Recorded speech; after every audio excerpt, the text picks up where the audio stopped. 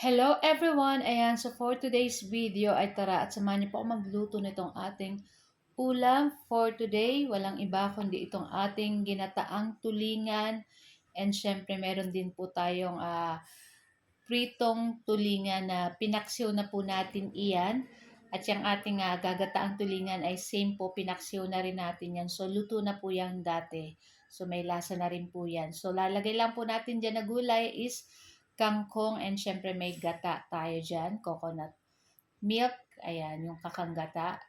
Tapos maglalagay din po tayo dyan ng kamatis, syempre medyo marami-raming kamatis para masarap po yung ating ginataan. Tapos itong ating iba, ang tawag dito sa Bicol, iba, pero sa Tagalog po is kamyas or kalamyas. Ayan.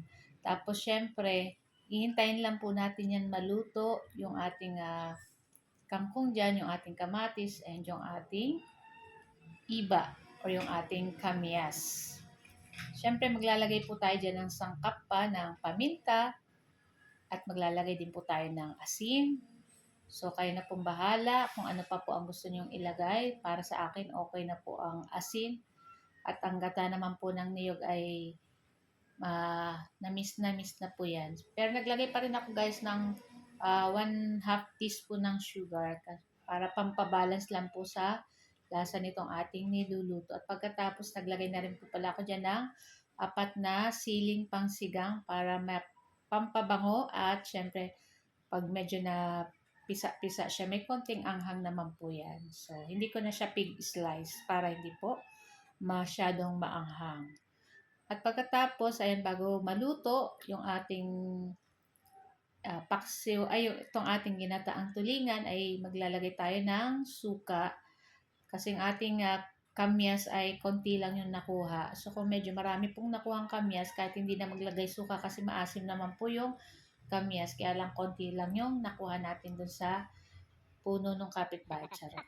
So yun na nga, at maya maya ay papatay na rin natin yung apoy at luto na rin po itong ating ginataang tulingan with kangkong and iba or kamyas. At sa kabilang lutuan naman po, syempre nagprito na tayo dyan itong ating tulingan na sinaing na or pinaksiyo. At ayan na nga, at pag ganyan na yung color ay pwede na po natin yan hanguin. Ayan.